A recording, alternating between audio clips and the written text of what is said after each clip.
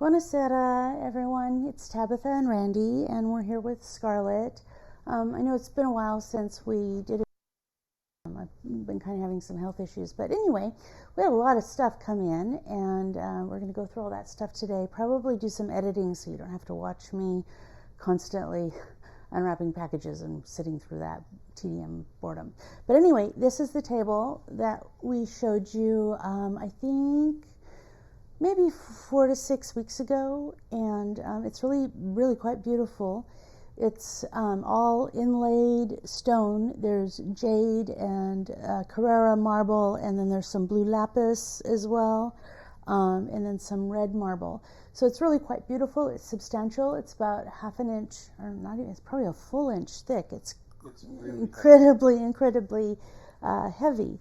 So I wanted you to see this. Randy, were you able to get in and show some of the detail? Okay, because it really is beautiful.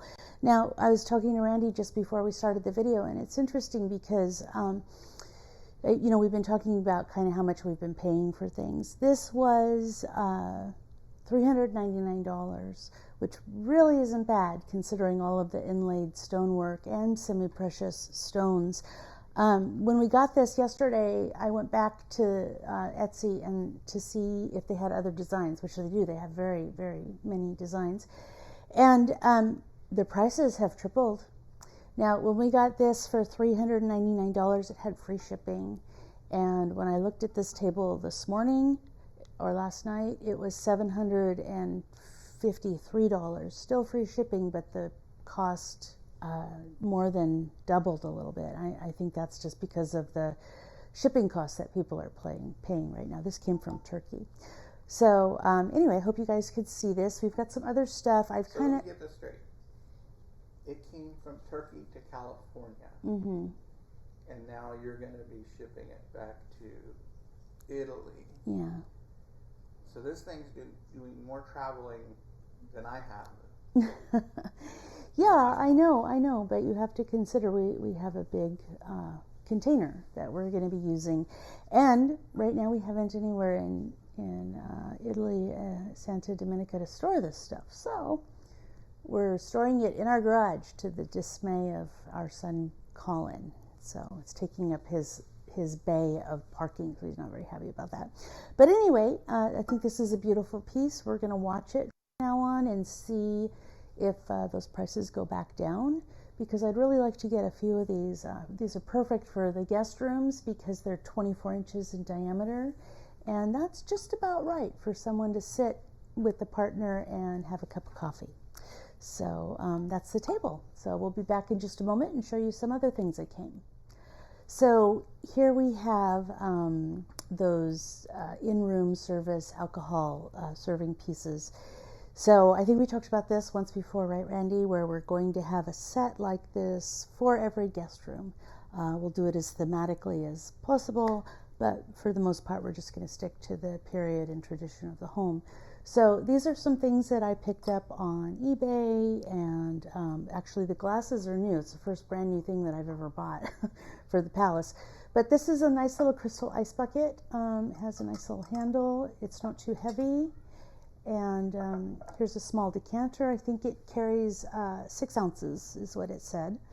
And then these 2 glasses, I actually got 4 of these from Williams-Sonoma. I just fell in love with them, but they're nice and small also.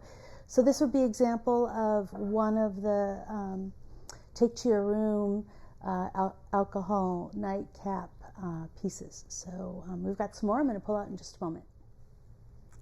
Okay, so here is another set. These are all antiques. These glasses I've had for actually quite a long period of time. This is a nice little antique Italian ice bucket. Again, a nice small one. You know, you can just grab your ice right out of there instead of hauling a big, ugly plastic canister thing to your room. And this is actually this is very fine crystal. This is a baccarat. I know I'm saying that wrong. It's French. It might be baccarat. But anyway, it is a really nice, small, of course, but really nice, beautiful decanter. I think it holds about 2 ounces. This one's actually broken, the tip. It's hard to find these things. This is back from the 1920s. and we might be able to find somebody, Randy said, to fix it. Otherwise, we'll keep it in our master suite in the palazzo as our own little decanter. So, that's what we've got another set for, another room. I think we've shown you 3 sets so far, 1 the other day and then 2 this morning. We've got some more that we'll set up too. So here we have another set. This is quite an old set also. I think this is from the late 19th century. And Randy and I use this one for ourselves. I think I showed it once before when we had a really good old-fashioned cocktail. Worked out really well. So this is another piece. And I still need to get more ice buckets. So I did find a few more yesterday, but I wasn't quite feeling up to doing some online shopping, so I'll try and get those today.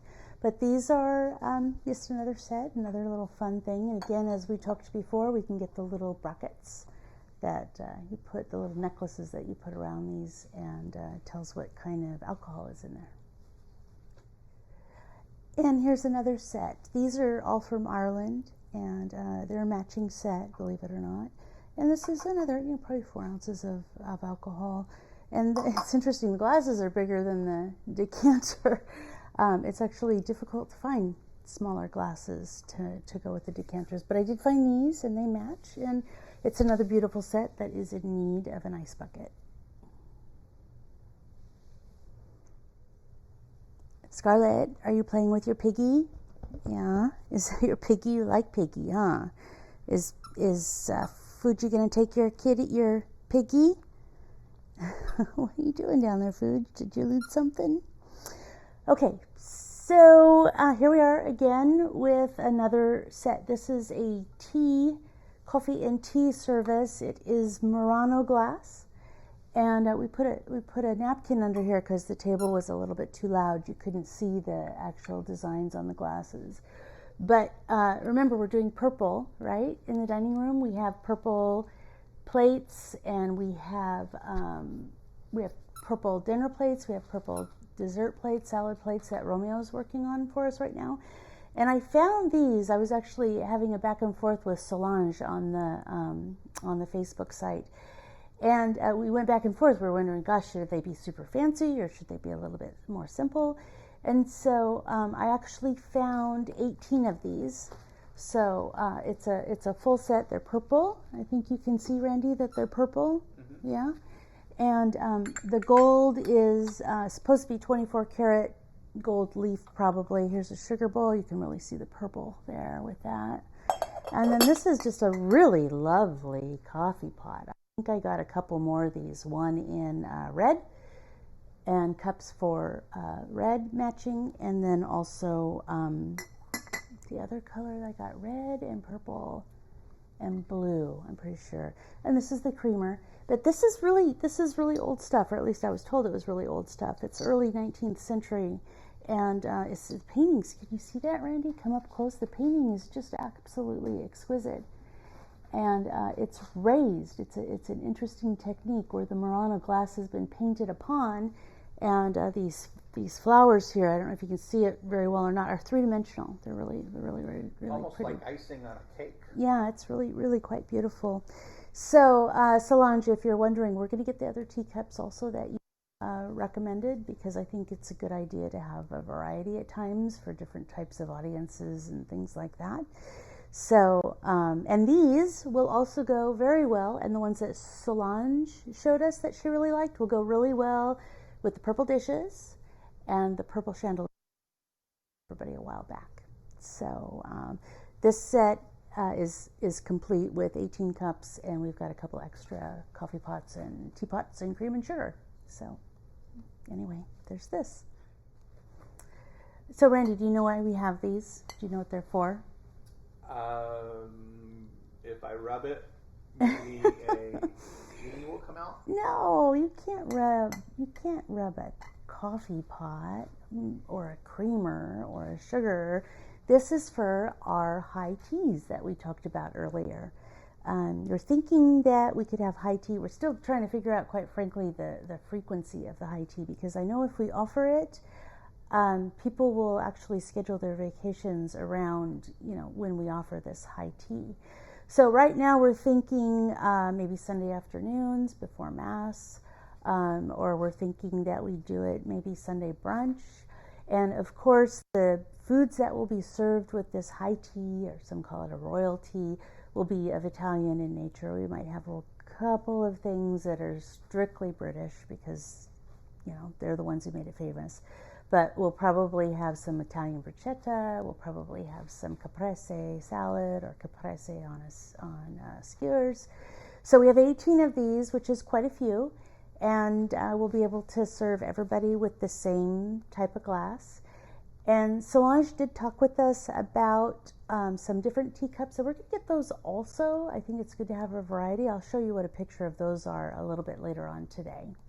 So this is what we have for high tea at this point. So Randy, we got this one. This one's also Murano glass. It's really quite old, and this is silver plate. I think it's tarnished. Probably have to clean it up. It's pretty old, but it is Murano glass, and it is I don't know, painted silver paint or something like that. But they said it was 950 silver. These little cups are a little bit smaller than I thought they would be.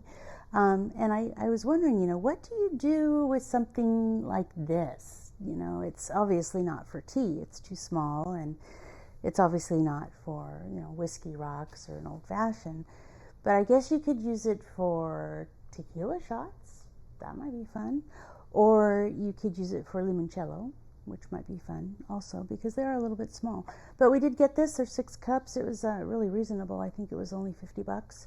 And it's pretty. I think it'll fit in really well.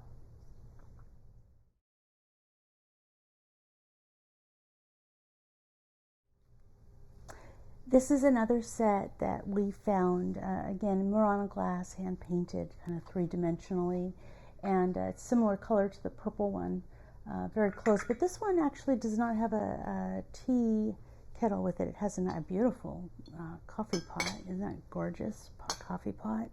And a sugar bowl and a creamer. So so these 6 with the previous 6 are 12, and I have 6 more coming in the mail. I think they were shipped yesterday. I got a notice for that. So again, you know, really beautiful pieces.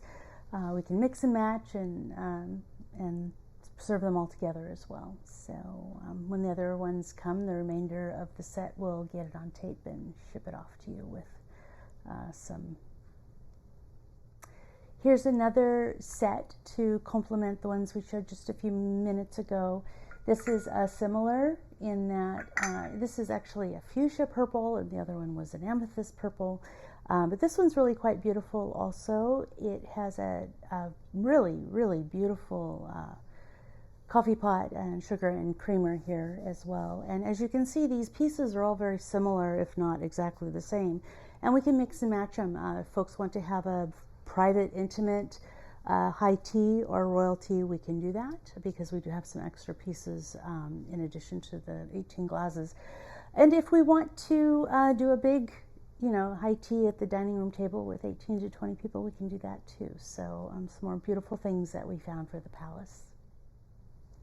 One of the things that we haven't really talked about, I think maybe Randy has actually on Facebook All About Italy site, but Randy has this absolute fascination with Leonardo da Vinci and also just Italian culture and history in general. So he did some research and he found some things that we thought would be a very nice complement to the palace.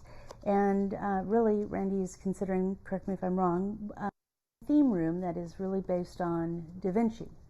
And if we do that, we may want to have him on. See. But anyway, Randy found some really interesting things. This is a notebook. Do you want me to lift it or leave it, Randy? Lift it up. Okay. So this is a notebook of all of Da Vinci's notes, schematics, and all those things. And to our dismay, when we opened it in the mail, you can see small print, no pictures. But anyway, these are the actual depictions of Leonardo da Vinci's notes and schematics. 15th century, which I believe is his period. And so these would have been written in we'll keep either in the Da Vinci room, or we'll keep it in the library, or we'll keep it in the ballroom where people can just take a peruse of it while they're enjoying espresso in the morning. And the good news is you don't have to sit next to a mirror to be able to read it. It's actually in English. It's in forward handwriting or typed. Okay, so we have to say why that is significant, right? Because I don't think everybody knows. I didn't know. So what Da Vinci did is, in order to, I would call this a medieval copyright process, he would write all of his notes backwards. With his left hand? With his left hand. He would drag almost like Middle Eastern Farsi, as they write it. They drag the pen or pencil to the left, and instead of reading from left to right, he would write from right to left, which is pretty unusual. To make it backwards, so and use a mirror to make it backwards. He got to where he could read it without using a mirror, but yeah, it was his way of hiding all that information. It's just amazing, just amazing. I mean, it was a medieval patent system. But anyway, this we'll have in the room, and you're going to look for more picture books too, right? Yeah. Coffee books and stuff like that. Okay. Now, this is why, one of the reasons why I think Randy's really interested in Da Vinci is because he was really before his time in dealing and developing and creating machines that could fly. So this one here is a helicopter, I think. And I'm not sure if you know, but Randy is a certified helicopter instructor and pilot. So he's going to make this. And when we got the box, we were a little bit disappointed. It's not as high quality as we would expect, but Randy said that he could reinforce it with some balsa wood. And this would probably be on display in the library or in the Da Vinci room. And this one, I don't know. How big is this one, Randy? Do you know? It's about half in diameter, so yeah.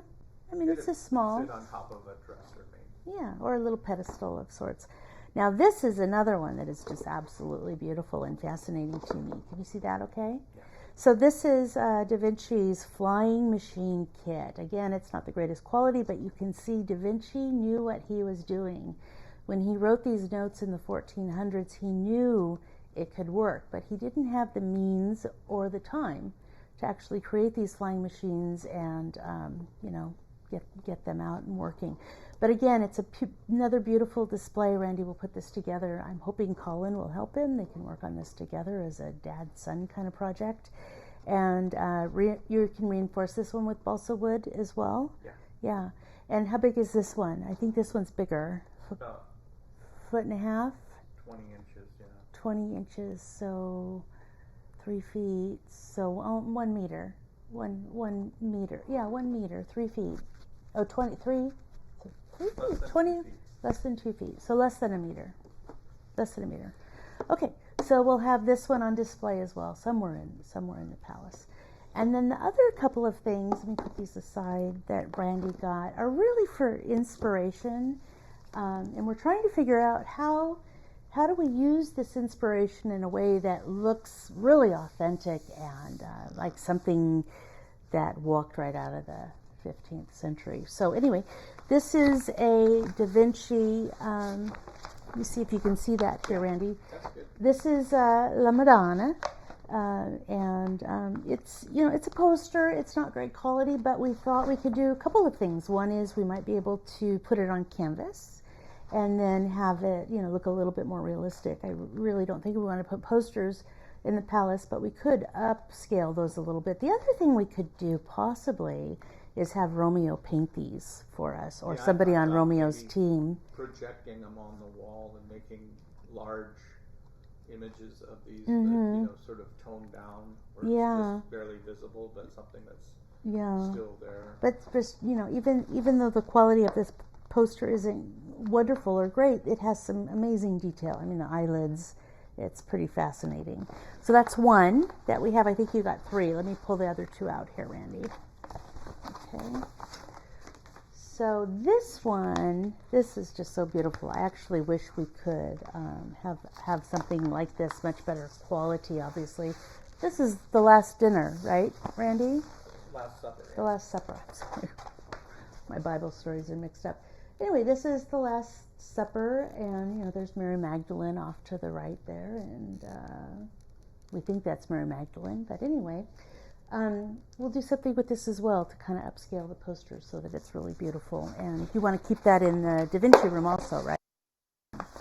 One of the things we have to think about with the Da Vinci room is the color of fabrics to be used on bedding and that sort of thing, because I think in the 1400s, I'm not sure if fabrics were really rich in color. Maybe they were, I don't know. And there's one more. This one is really fascinating. This is also a poster, but you can see, if you can zoom in here, everybody knows this picture, right? This piece. Everything is written backwards. Everything is written backwards at the top here. So, you know, what might be interesting is if we put this in a place where it reflects back off of a mirror, and you could stand in the mirror and actually read it. That would be pretty interesting. I think we should make Romeo write it backwards on the wall. I am sure Romeo could probably do that. So anyway, that's another poster. And you're going to be on the lookout for some more coffee table books, right? Coffee table books. Yeah. And we'll work with these posters. If anybody has any other Da Vinci ideas that should go into the room, again, we want to keep it classy. We want to keep it upscale. But if you have ideas, if you know of coffee table books that you've seen, please let us know. We want to start collecting that stuff as soon as we're able. I want to possibly make a 50% to maybe 75% scale model of his flying wings with the tail that basically was strapped on with leather straps, and the idea was to jump off a hill and glide down. I don't know how many people hurt themselves trying to do it, or if anybody ever tried to do it, but there's some pretty interesting examples of it out there, primarily as Halloween costumes, but I'd like to get something a little more realistic that's larger than that. Yeah, I mean, what you could do is hang it from the ceiling. Yeah. You know, that would be really remarkable. You know, if anybody really wants to try it out, they can just climb up on the terrace on top of the palazzo and take a jump. No, nobody's jumping out of the third floor of the palazzo. Not happening. You could. Anyway, this is some stuff that Randy got, and we're going to take a break for a moment and see if there's anything that we missed. We took a break for a few minutes, just to go through the front room and see if we actually got everything to show you that's come in the mail so far. We have a ton of boxes, and one of the things that's really been kind of cool is when we're unwrapping this stuff, looking at it, putting it out for everyone else to look at, we're able to consolidate it into fewer boxes. We've got boxes everywhere. So that's really good. We did get through everything, and I would say we have some more stuff coming in the mail. I did get a notice about the rocking horse. It's on its way. I can't wait for that to come to show everybody. And I think that's it for now. Randy, you're still working on the tour, right? The three-dimensional tour. So that should be coming out soon. It's been more complicated and difficult than we thought to piece that together. A little bit of a technical challenge. I had the computer erase the file a couple times, and so I had to start all over. I even edited a good portion on the airline flight back from the East Coast and lost all that work too. So I'm getting used to rewriting. We're learning. We really are. I think we're doing better and better each time. So yeah, we'll get that video out. And my kitchen at home here is almost finished. I just need to clean it. And once I get it all cleaned up and looking beautiful, I'll do a cooking class. I thought we were going to do, you wanted to do panna cotta, right, Randy? Panna cotta? Yeah. Okay. I think I might do a little spin on that and do an amaretti one, an amaretto panna cotta. So as soon as we get the kitchen cleaned up, pulled together, we'll get a cooking video out and see what you guys think of that. So I think that's all for now. Ciao a tutti, and thank you so much for all your input and all of your suggestions and your help. We do appreciate your candor. Please tell us what your thoughts are. If there are things that look ridiculous we shouldn't use, please let us know. We want to hear those things. So, ciao a tutti. Thanks, everybody. Fuji, hey, are you helping? Fuji, hey, are you helping? You're not helping. Can you get out? Can you get out? You're in my box. It's not Fuji's box. It's my box. Always, he's right in the middle of it. Everything. Is it okay, Fuji? Did we do it okay?